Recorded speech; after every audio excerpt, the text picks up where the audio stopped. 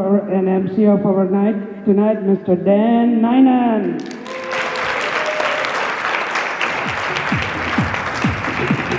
Good evening. Thank you very much. It's a pleasure to be here, and special thanks to the committee. Fantastic job. I've done over 1,000 events for Indians in over 20 countries, and this is the first Indian event that started on time. So congratulations for a very organized event. Thank you. It's a pleasure to be here. So those of you who are wondering, I am not Nepali. My father is from India, specifically from Kerala. Any Malayalis here tonight? Malayalis? No? No Malayalis? All right, well, if they were here, I wouldn't be able to see them very well. You know, because of these bright lights in my face. And so my father is from India, and my mother is from Japan. So I get my sushi from 7-Eleven. In fact, my mother is so Japanese that when I was born, I actually came out cordless. So yeah, I was touring with Russell Peters quite a bit a few years ago, and of course, you all could not afford him, so you got me instead. But before I was a comedian, I was actually a computer guy. I worked for Intel in Silicon Valley, and when I applied for the job at Intel, they said, "You're Indian and Japanese? You don't even have to interview. You could be vice president." Now, I wasn't vice president, but I actually did work for Intel. It was my job to travel the world with the senior executives and do technical demonstrations on stage. I was terrified of speaking on stage, so I took a comedy class to get over the fear, and I had some beginner's luck, and I left a perfectly good 6-figure job with full benefits and stock options for a job that averages about $7,000 a year with no health insurance. Needless to say, my parents were quite proud of me. Can we leave the lights up? Why do you keep doing that? What is it? I'm Malayali, nobody can see me. Can we put the lights back where they were? Who did that? Uncle? Can we put the lights back where they were? Please, thank you. Speaking of uncles, and where are the aunties this evening? Aunties, make some noise. Aunties? That's pretty good. Usually aunties, they don't want to admit they're aunties. Am I right? My grandmother is 90 years old, and she's still like, "I'm not auntie yet." And can we put the lights back? I don't want to ask again. Why is this so difficult? Could you put the lights back where they were, please? Yeah, the lights back where they were. Thank you. And where are the uncles tonight? Uncles, make some noise. Uncles? That's pretty good, because uncles, usually they're like, "We don't make noise. We make money." No, I got a call from an uncle the other day that he's like, "We want to hire you. Dan, we want to hire you for our event, but we are very religious people, very religious, and we don't want any profanities or vulgarities or pelvic movements." I said, "Uncle, I'm not Elvis Presley. We are very religious people. We don't want any profanity or vulgarity. How much you charge for your show?" I said, "Well, Uncle, my normal fee is $5,000 plus air and hotel." He says, "$5,000? Are you out of your mind, damn you?" We were thinking more like 500 rupees.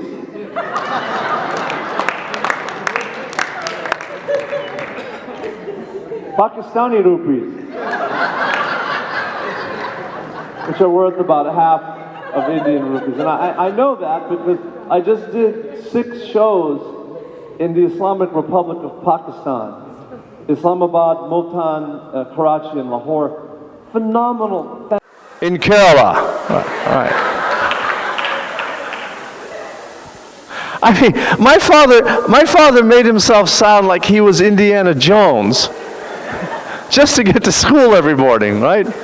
To get to school in India, I had to climb Mount Everest, which is not even in India. I know he's lying. I had to climb Mount Everest, then I had to swim the Ganges River lengthwise every morning. Then I had to cut through 7 miles of jungle every day with nothing but a machete. You know, and then the next time he told the story, it's like, I had nothing but a pocket knife. And then it was, the third time it was, I had nothing but a letter opener. And finally it was a spoon.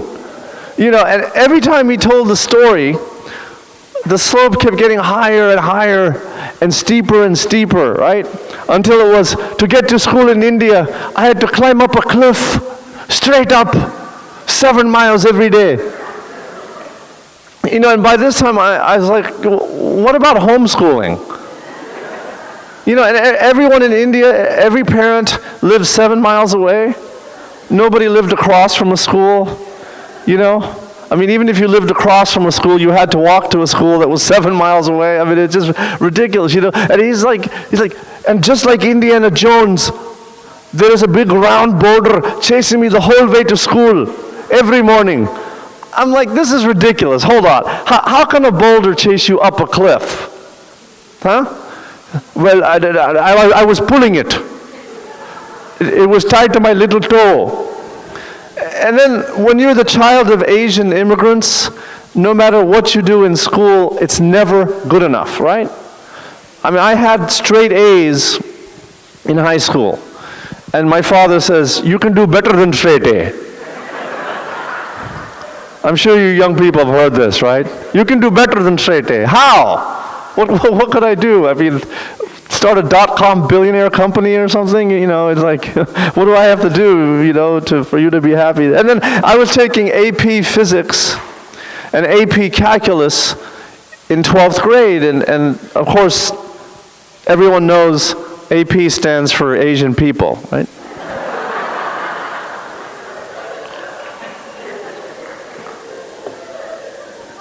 I mean, I was so proud. I was taking calculus, you know, in 12th grade. My father says, in India, we do calculus in kindergarten. I'm sure you've heard this. I told him I was taking physics. He says, in India, I built a superconducting, subatomic, particle accelerating, large hadron super collider when I was still a fetus. I can never win, you know. And then I was forced to go to these Malayali weddings when I was a kid, and I don't speak any Malayalam. And the ceremony is 4 hours. 4 hours. Now, I do know one phrase in Malayalam which is very important. I was filming a movie called The Last Airbender with M. Night Shyamalan and Dev Patel in Philadelphia, and that was an interesting event because, you know, Night filmed all of this movie in Philadelphia, and they needed 300 or 400 Indians to be the Fire Nation Army, but they had trouble finding enough Indian men because, you know, how are you going to find 300 unemployed Indian men in Philadelphia? And they were so desperate for Indian actors, they would give you a SAG card eligibility if you worked only 3 days. I mean, and by the way, if any of you folks are interested in doing some acting or commercials, come talk to me because they're desperate for Indian actors and Indian people for print. And I mean, the money is, you can make $100,000 off of 1 day of filming with residual. It's amazing. So if your parents tell you, you know, you must become doctor or lawyer, you know, or accountant or engineer or finance, and they discourage you from show business, don't listen to them. Because, you know, Russell Peters is making $40 million a year now, right? You've heard of Russell Peters, right? Auntie comes up, you know, at a show, she goes, I've seen Peter Russell. Another one said, I saw Russell Stover. That's a candy store. But anyway, so when I was filming this movie, I learned a very important phrase in Malayalam, which is Ninde Molaka Padanata Vaisana. That means, is your daughter 18? So I'm at this wedding ceremony, 4 hours. What can you possibly talk about in a 4-hour wedding ceremony? I mean, they must get down to tiny details like, when you are married, you must put the toilet paper over, not under. You must squeeze the toothpaste only from the bottom. And there's some Hindu weddings that last for a week, right? That's longer than many American marriages last.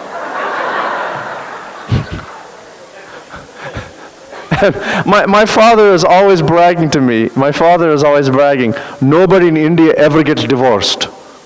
Yes, because nobody would want to go through this twice.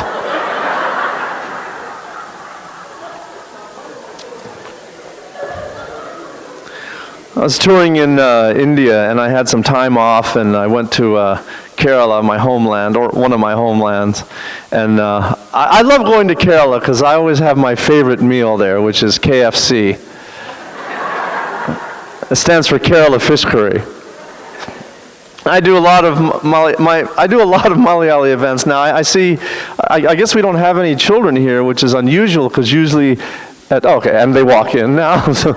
No, but Indian events, especially Malayali events, they have these little kids. They bring their children and they're running around and screaming and nobody can hear anything. And I say, why do you bring your children to these adult events? And they say, well, we are very family oriented. And I think the truth is they just don't want to pay for a babysitter. But children are brutally honest, they can be brutally honest. I had okay, is that a hint or something? Am I supposed to yield to this dancing group, or we're good? Okay, if you need me to cut, just let me know. Anyway, no, so children can be brutally honest. This little kid comes up to me after a show in New Jersey, and he wants my autograph. He has a paper and the pen. He comes up, he goes, "Are you famous?" And I was going to lie to him, but I told him, not really, no. And he goes, "Okay, thank you," and he walks away. But my favorite events are Malayali events. I mean, I do Indian events, weddings and corporate functions and charity galas. But my favorite events are the Malayali events because that's where I get the most jokes from. They always, 3 things that people at these events say. First one is, "Thank you so much for coming, thank you." And I say, "Well, you paid me." The second thing that someone will come up to me at every event and go, "You don't remember me?" And I'm like, Indians all look the same to me. And the third thing is when someone is talking to me, another person will come up and say, "Don't talk to him, he's going to use you in his skit." Those 3 things. Oh, and the fourth thing that happens is there's always some uncle who comes up after every show and says, "I have a joke for you, you can use this one." And 3 things, it's never funny, it's always filthy, and it takes 10 minutes to tell the joke. These are 4 things that happen at every show. So so I do a lot of Malayali events. I did an event for 4,000 Malayalis in Orlando, Florida. Now, if you don't speak Malayalam, 4,000 Malayalis sounds like 4,000 people gargling.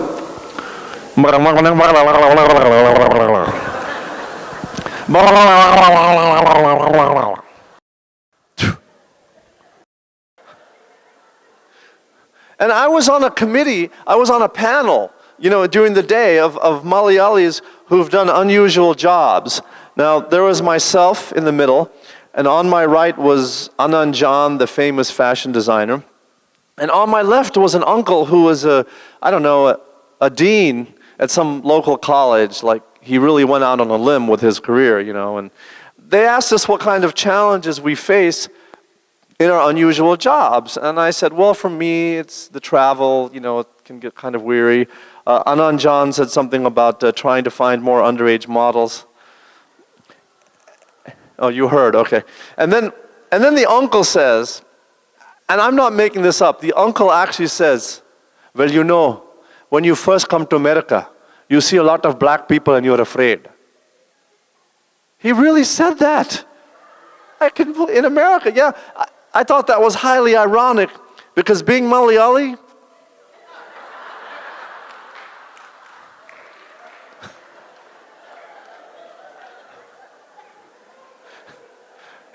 it was darker than any black man I've ever met. I mean, I've seen albino Malayalis that are darker than black men. I mean, my father is so dark that, you know, when we take pictures, we have to use flash in bright sunlight.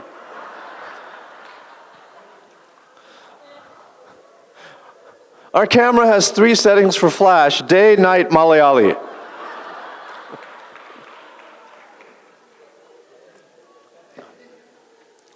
No, but you know, people, I mean, Americans always ask me, you know, like, your father, okay, your dad is from India and your mom is from Japan. Oh, that makes you half Asian.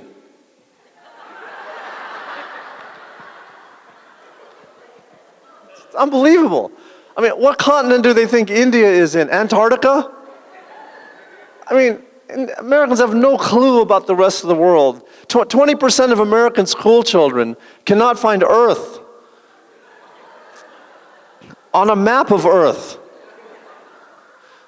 I'll tell you, I'm just glad my parents gave me an easy-to-pronounce name like Dan Naiden, instead of some weird combination Indian-Japanese name like Sanjay Hajimoto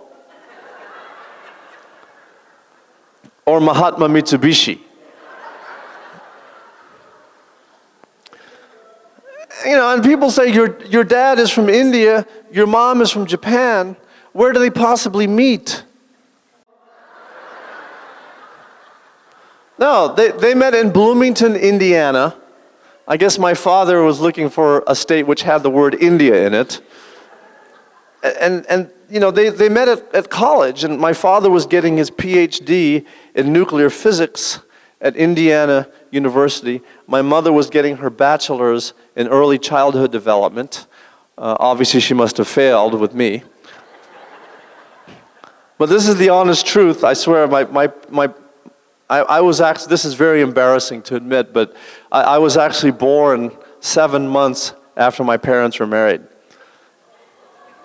7. Yeah. And yeah, this is the truth. All these years, my parents have been trying to convince me I was premature.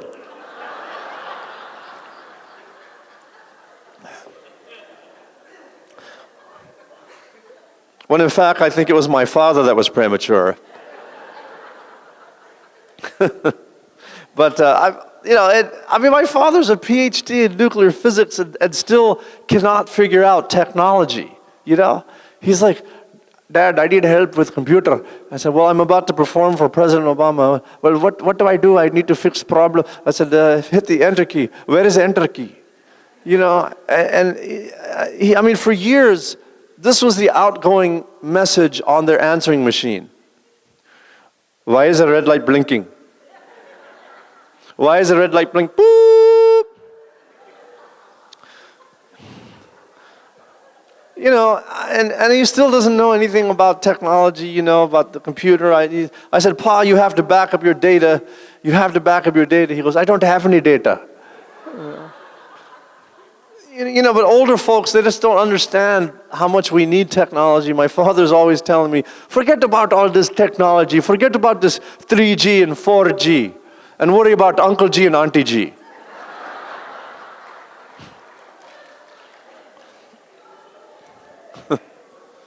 But it was very interesting growing up, you know, in an Indian-Japanese household. Like, I guess you could say life was a bowl of rice, right? My father's a little bit of a wisecracker himself. One morning I woke up and I said, Pa, why do I have to make my bed every morning? You know, I still hate making my bed now, but I told him, Pa, why do I have to make my bed every morning? Why do I have to make my bed? Because it's just going to get messy again. And he said, why should you wipe your bottom?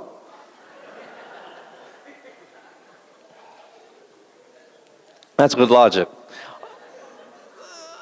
Now, I've been very fortunate, very blessed to travel the world doing this job.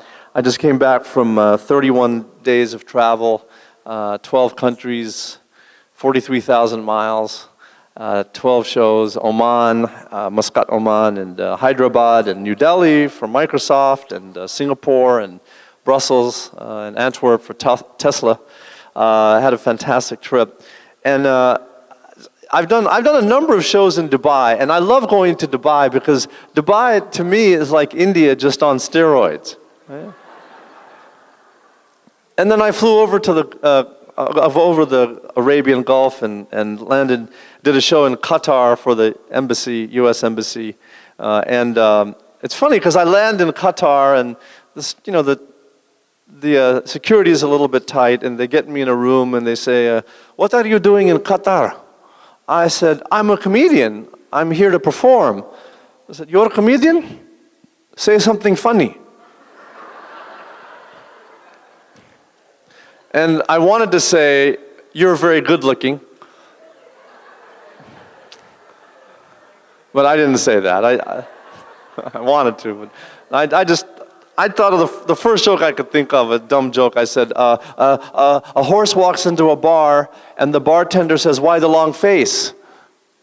Get it? And they're like, "What is your day job?" So, so I being an Intel guy, I figured I would do a little bit of a PowerPoint presentation for you tonight. I have taken some photos around the world. Okay, did somebody steal my, where's my clicker? Uncle? Who has, you have it. Oh, great, thank you. Conveniently in the front row. So, this is my little slideshow. Some things I thought I found funny, you may or may not. Now notice here it says don't litter on the side of a trash truck in New York. Now if nobody littered, then these men would not have jobs, am I right? Sort of antithetical to their interests to put "don't litter" on the side of a trash truck. Then I saw this, now down the street we have this store called 99-cent Creation. 99-cent Creation, whatever that is. Have some interestingly named stores in New York because of the, I guess, the immigrants. So 99-cent Creation, not doing very well, as you can see, because a number of items are 69 cents. Right? And then I guess they're not doing well at all because it says this space available for lease. I actually saw a gentleman playing golf on the subway in New York. Yeah, golf on the subway. I guess he must have thought he was on the 96th hole here. Now, folks, I don't know if you've ever ridden the New Jersey Transit, but they have these signs in the New Jersey Transit that read, "Do not board moving train." I guess they must have a problem with people jumping off of moving trains in New Jersey. And you'll see on the Long Island Railroad, apparently they have the opposite problem because it reads, "Do not get off moving train." Very strange. Now, folks, I'm not like a partier. You know, I'm not like your typical comedian. I get up early and I don't drink alcohol and never have. And you know, it's sort of strange, I guess. But so when I go to the hotel, I always ask for the quietest room they have. So at the Crowne Plaza in Los Angeles, I asked for the quietest room they have. They put me on the quiet zone floor. It says, "Welcome to the quiet zone." It says here, "No children, leisure groups, marching bands, or circus animals will be assigned to this area." I'm thinking, wait a minute, that sounds like, I want to be on that floor. That sounds like fun. But yeah, folks, there's a lot of advantages to not drinking. A lot of advantages. Number one, I saved a lot of money, which I put into Apple stock. And number two, I have never woken up next to anybody unattractive. Although I must admit a number of women have. Okay, nobody got that. All right, never mind. I do Indian weddings and weddings all over the world. I did a wedding in Miami for the Peñas and Werners, and notice the signs everywhere read Peña Werner Weeding. Weeding. Which was actually appropriate because the groom was a pothead. I did a wedding an Indian wedding in Honolulu. Now, they flew the MC all the way from India, and she had to stop in New York for a few days. And I asked her what she thought of New York, and she says, I don't like New York. You know, it is too dirty and too crowded, and she lives in Mumbai. Very strange. So a bunch of us went over to the big island of Hawaii after the wedding to see the volcano, and we saw this from the Department of Obvious Signs, road closed, completely surrounded by lava. Yes, very strange. Yes, folks, now I noticed I was in Tokyo. I did a show for, believe it or not, for 400 Indians for IIT. And when I was in Tokyo, I noticed they sell a bottled water in a can.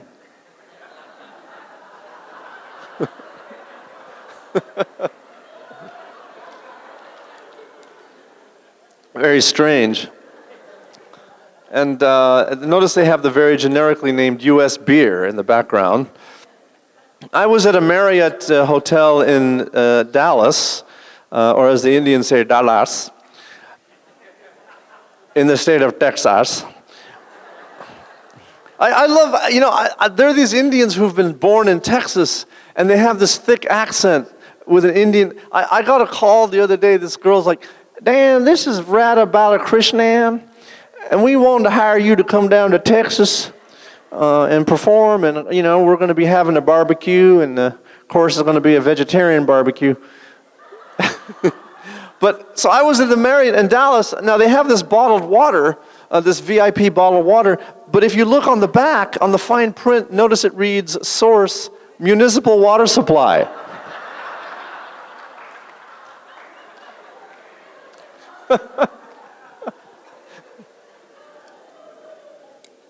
Marriott bottled water, yes. Oh, I just realized we're at a Marriott. Now, this is in Johannesburg at the airport, South Africa. It reads, we understand traveling can be stressful, but please don't take it out on our staff. I'm wondering what had to happen for them to print up this sign. Now, I was in Durban, South Africa. There's something like millions of Indians in Durban, more than anywhere in the world, including Edison, New Jersey. By the way, the mayor of Edison, believe it or not Indian, but Korean. Jun Choi, yeah. I guess nobody Indian wanted the job, so they outsourced it to another Asian. So I was in Durban, and I noticed on the beach, they have a sign that reads, persons using this pier do so entirely at their own risk. Notice it's from the Parks, Leisure, and Cemeteries Department. Which explains why there's only 6 people out here on this beautiful day. I had some time off, and I drove over to Swaziland and Mozambique. And I noticed in Mozambique, in Maputo, they named the streets after Asian dictators. Some of the streets are... I said, how do you get to the corner of Kim Il-sung and Mao Zedong Boulevard? They said, turn left at the corner of Hitler and Mussolini Boulevards.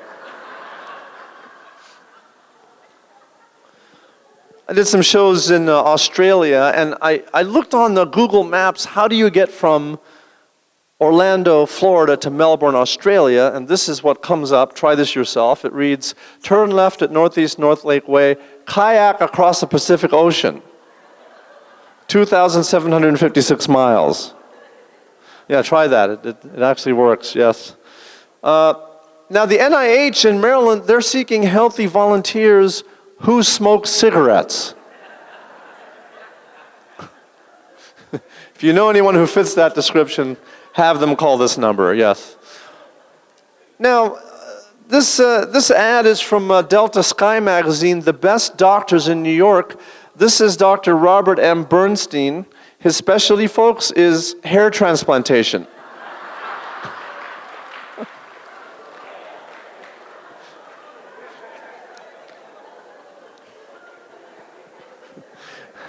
If I start losing my hair, I'm not going to that guy.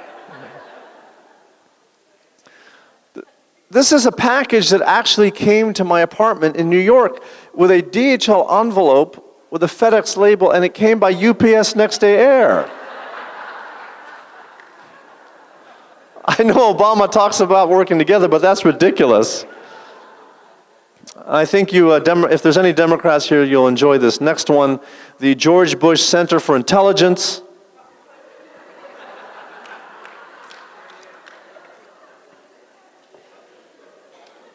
How many Democrats do we have here tonight? Democrats, make some noise.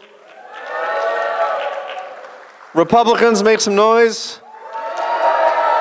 Oh, wonderful. It's 50-50. Great.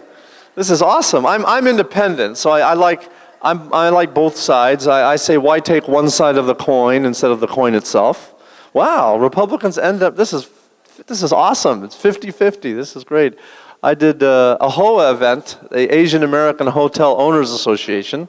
I thought it was going to be all Chinese people, but it was all Indians, of course. What was interesting about a HOA, two things was, they actually had chicken, which I was shocked at. It was butter chicken, but there was so much oil, they should have called it petroleum chicken. And number two, there's like 5,000 folks at the Houston Convention Center, and they had the check-in. The booths for check-in for your badge registration. So they had A through O and Q through Z, and then Patel.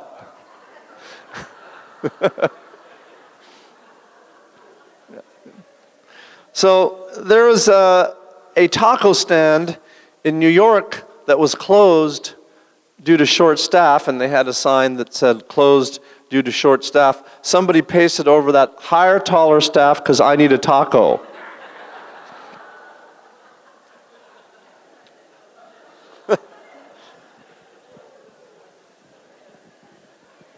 And finally, now this is for you vegetarians out there.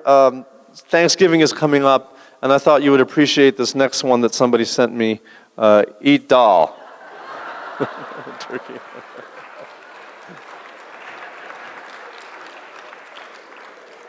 And I hope we're going to be eating dal tonight. So this is contact information, email, phone, cell phone. You can text me or call, and website. So anyway, I think, so we're going to pause and we're going to have dinner, and I'm going to be back a little bit later. I'm looking forward to fantastic dinner. The masala dosa was amazing. The mango lassi is amazing. I only hope tonight that we have my favorite Indian dessert, which is Ashwarya Ras Malai.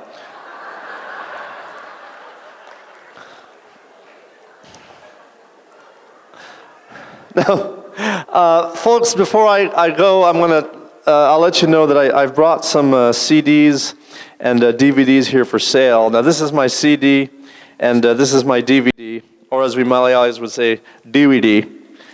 Now, these are normally $15 a piece on my website, but tonight, since you're such an amazing audience, it's a special just for you. It's 20.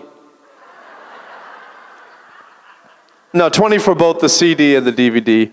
I also have my book here called How to Become a Full-Time Stand-Up Comedian. It tells you the story of how I got over my fear of speaking and left Intel to become a professional comedian. This is also 20, but if you get all three, it's 30. So 20 for the CD and the DVD, 20 for the book, 30 for all three. And if you get all three, you get the special bonus, which is an electronic download of Russell Peters' new book called Call Me Russell. And now, folks, I would like to donate to this great cause tonight to help raise funds for this temple. So what I would like to do is donate 50% of the sales to the temple. Would you like that? All right, so if you buy the CD or the DVD, $10 goes to the temple. If you buy the book, $10 goes to the temple. And if you buy all three, $15 goes to the temple. So that's 50% goes to the temple. And the other half goes to another favorite charity of mine, which is saving up to buy a Tesla.